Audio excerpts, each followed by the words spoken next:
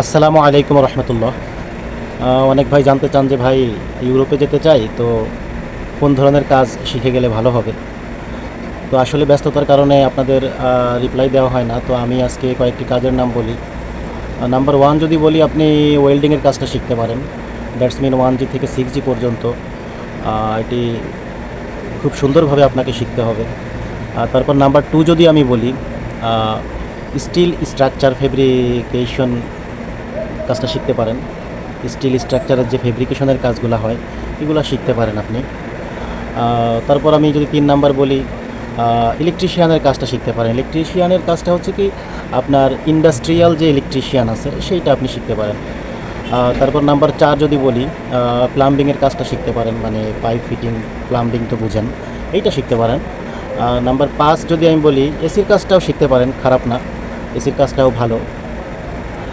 তারপর নাম্বার 6 যদি আমি বলি, 6, সিএনসি মেশিন অপারেটরের কাজটা শিখতে পারেন। সিএনসি মেশিন কি হয়, কিভাবে অপারেট করে, এটা আপনি ইন্টারনেট থেকে ইজিলি দেখে নিতে পারবেন।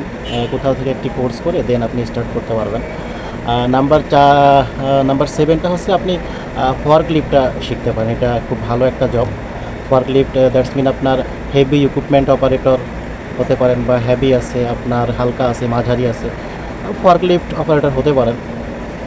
আর নাম্বার 9 যদি বলি, আপনি রান্নাবাড়ার কাজটা শিখতে পারেন। হ্যাঁ, এটা খুব ভালো, রেস্টুরেন্টের জন্য ভালো, ইউরোপের ব্যাপক চাহিদা আছে।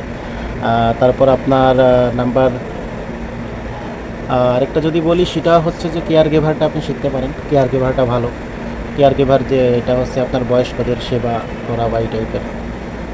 তারপর লাস্টের দিকে যদি বলি, মোবাইল সার্ভিসিং, কম্পিউটার, এগুলো শিখতে পারেন। আসলে এগুলো শিখতে পারেন, বাট এগুলো হচ্ছে যে যারা আপনার প্রোগ্রামের বা এটা ওইটা সেইটা ভালো হয়, বাট সার্ভিসিংটা শিখতে পারেন। তো আশা করি এই কাজগুলো যদি শিখে যেতে পারেন, ইনশাল্লাহ আপনার দেশের বাইরে গিয়ে ঝামেলা হবে না। ইনশাল্লাহ অ্যাটলিস্ট আপনি কাজ করে খেতে পারবেন। আসসালামু আলাইকুম রহমতুল্লাহ।